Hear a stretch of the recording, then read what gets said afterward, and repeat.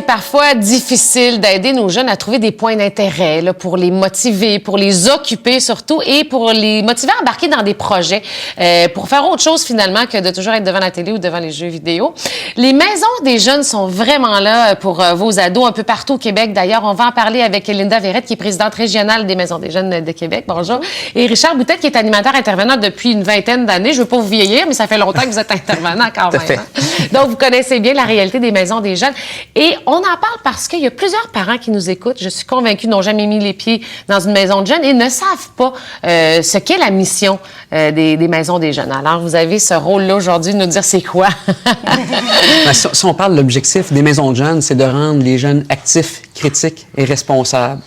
C'est tout ce qui se passe en maison de jeunes, c'est juste un prétexte pour justement atteindre ces objectifs-là. Et ça se fait par différents milieux, dans le sens où chaque région, chaque ville a sa maison des jeunes. Pratiquement, effectivement. À travers la province, on parle de quelques 250 maisons de jeunes à travers la province. Au niveau de la région de Québec, on est 34 maisons de jeunes qui existent là, sur le territoire de la grande région de Québec, donc de Port-Neuf à Charlevoix. OK, mais il y en a sinon à Montréal et dans toutes les régions dans du Québec. Quelle est la clientèle des jeunes qui vont là? Ce sont des jeunes âgés de quel âge à quel âge? C'est des adolescents de 12 à 17 ans. 12 à 17 ans. Est-ce qu'on voit plus des gars, des filles, des marginaux ou des jeunes de toutes sortes de styles? C'est les adolescents. Oui, excuse-moi. Oui, ça dépend des maisons, j'imagine, de la région aussi. Effectivement. 12-17 ans, garçons-filles, de tous les genres, de tous les styles. C'est en fait des fois l'adolescent de monsieur et madame tout le monde. Finalement, c'est le voisin, le deuxième voisin de votre rue. C'est comme à l'école ou dans une famille. Je veux dire, vous avez un peu de tous les genres. Il y en a un qui va être un peu plus rock'n'roll, d'autres très intello, très lourd. Et voilà. OK, donc différents genres. Et là, j'aimerais ça qu'on brise certains mythes parce que des fois, on entend maison de jeunes égale, oui, les jeunes vont niaiser là, ça fume de la drogue. Bon, on s'entend, il y a tolérance zéro là, dans les maisons des jeunes. C'est intéressant de le préciser. Il y a des règles quand même. Oui, il y a des règles qui sont établies de base. On parle de respect de soi, des autres, du matériel. Donc, les jeunes, quand ils arrivent à la maison des jeunes, c'est sûr et certain qu'ils savent qu'il y a un fonctionnement de base. Donc, c'est un peu comme à l'école, comme Linda le disait tout à l'heure. Les jeunes savent comment ça fonctionne. Ils s'impliquent à la maison des jeunes. À ce moment-là, les jeunes s'impliquent et ils ont du plaisir à le faire aussi à ce moment-là. Mais il y a toujours des adultes sur place qui sont là pour surveiller, gérer, interagir avec eux autres aussi. Oui, effectivement. Les animateurs intervenants en maison de jeunes, ce sont des gens qui sont qualifiés, donc qui ont étudié une formation en animation ou en intervention, et là, du domaine social, bac en service social, éducation spécialisée, technique d'intervention en délinquance.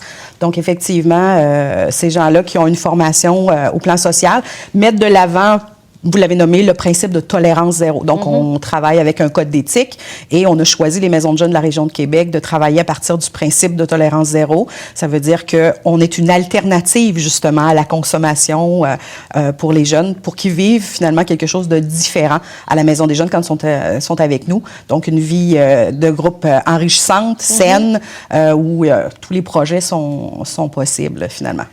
Un jeune qui nous écoute, disons, et qui a le goût d'aller dans une maison de jeunes, comment ça fonctionne? Est-ce qu'on entre là comme on entre chez des amis?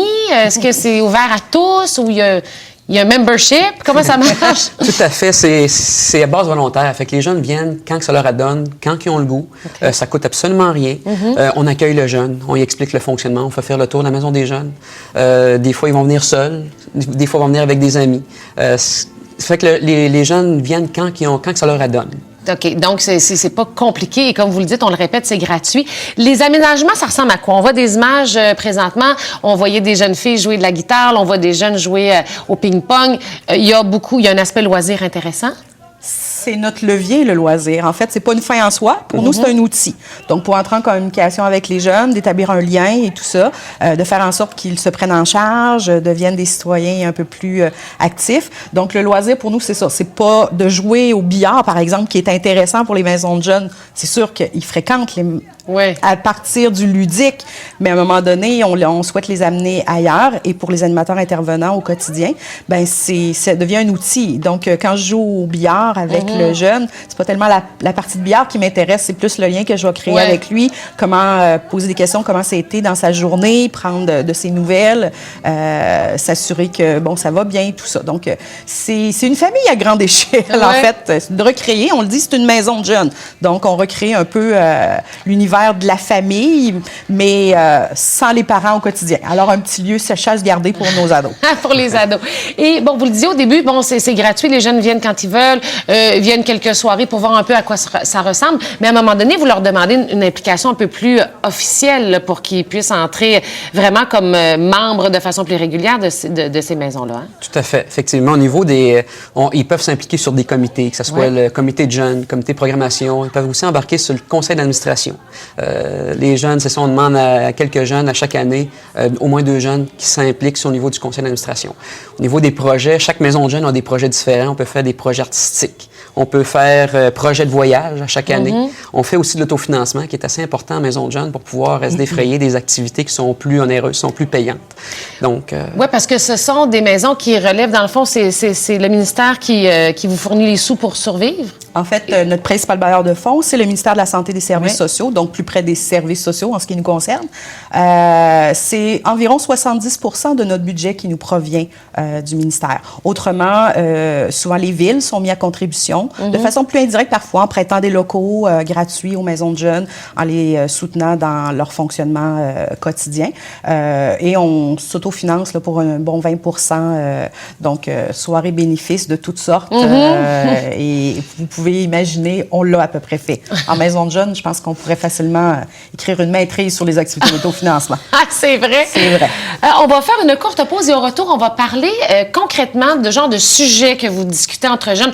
On veut savoir quelques secrets, là, savoir comme parents de quoi vous parlez avec les jeunes, l'impact que ça peut avoir sur nos jeunes aussi et leur implication communautaire. On donnera des exemples concrets de ce que les jeunes peuvent faire dans les différentes maisons des jeunes. À tout de suite.